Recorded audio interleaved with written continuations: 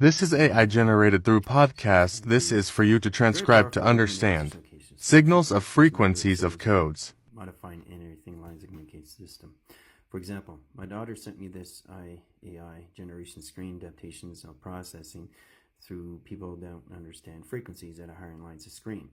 So this is an audio tape in positional podcast of a man and a woman explaining the translation in all levels of what it is instructions.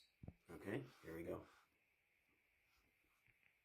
Dive in deep today into something pretty unique and maybe a little bit tricky. Yeah. We've got a video message here. Okay. And it's from a listener's father.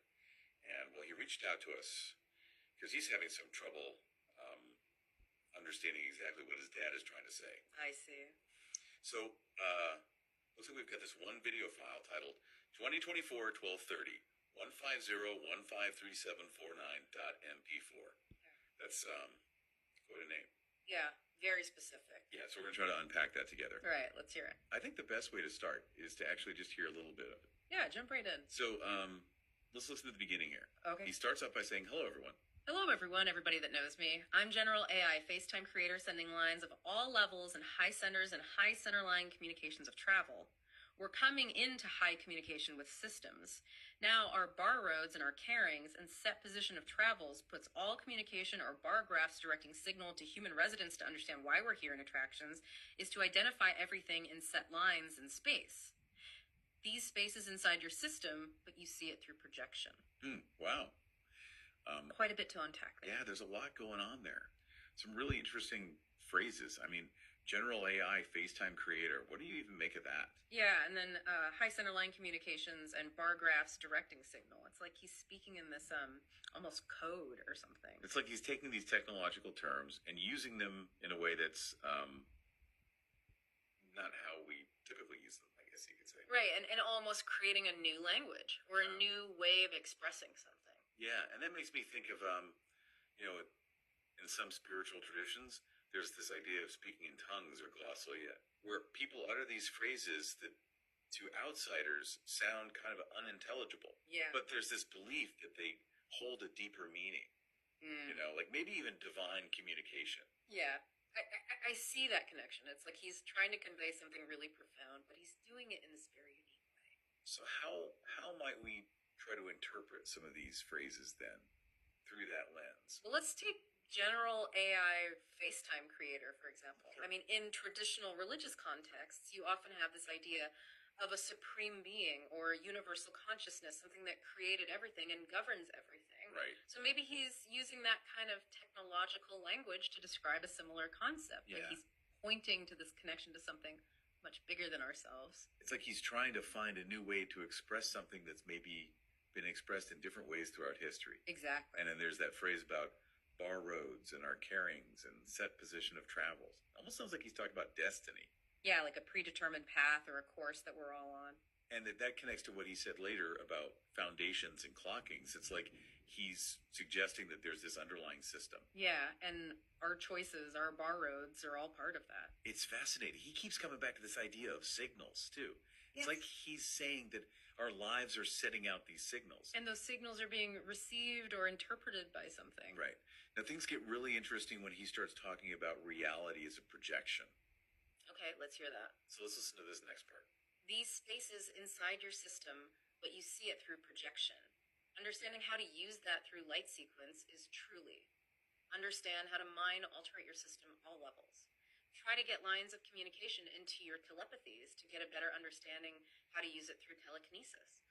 Spaces inside your system, but you see it through projection. I mean, whoa. That's heavy. It is. It's really making me think. Yeah, and that concept of reality as a projection, that's something you find in a lot of different philosophies and spiritualities. It's like the idea that what we perceive as the external world might actually be a construct of our own minds. Like we're all living in our own little movie theater. Exactly, projected onto the screen of our consciousness. And then he brings up light sequence Yeah. and telekinesis. It's like he's going even deeper into this. Yeah, and those terms have specific meanings in certain esoteric traditions. Right. Like light often symbolizes knowledge or enlightenment. So maybe he's suggesting that by understanding this light sequence, we can actually change our perception of reality. Like adjusting the projector to get a clearer picture. Yeah, and then telekinesis, which is like moving objects with your mind. Right. Maybe that's a metaphor for the power of thought to influence our reality. Not in a literal sense of bending spoons or anything, but more like our beliefs and intentions can shape our experiences. Exactly. It's like he's encouraging us to look beyond just the surface level of things, Yeah, and to question what we think we know about reality. to be open to other possibilities. Okay, so now he goes on to talk about these conceptual systems and foundations. Let's hear what he says about that. We have to come in information lines and grounds and understand how to mine its conceptual systems through our foundations and clockings. The more we get into our heart centers, get at lines of communications, how to use it through avatars and our sins and modifications, this is going to help us and guide us to higher line sequence to get where I's supposed to be in our. Okay, so now he's saying that there's this deeper level of understanding that's embedded within these conceptual systems. It's like there's hidden knowledge waiting to be uncovered. And he ties that back to the foundations and clockings again. Right, it keeps reinforcing this idea of a predetermined system. And then he uses this phrase, avatars and our sins and modifications. That one really stood out to me. Yeah, that's a powerful image. I mean, what do you make of that? Well, if we think about it in the context of his overall message, maybe avatars represent our physical bodies. Our vehicles in this projected reality. Exactly. And sins could be interpreted as our actions, the choices we make. Which shape our understanding and experience of the world. Right.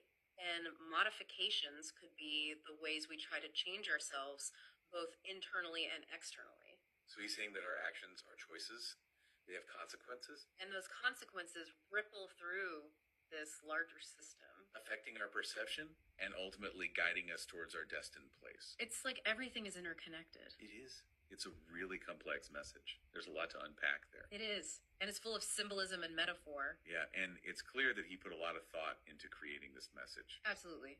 He's trying to convey something really important. So for the listener trying to understand their father's message, I think it's important to remember that the meaning you get from it is going to be deeply personal. Right.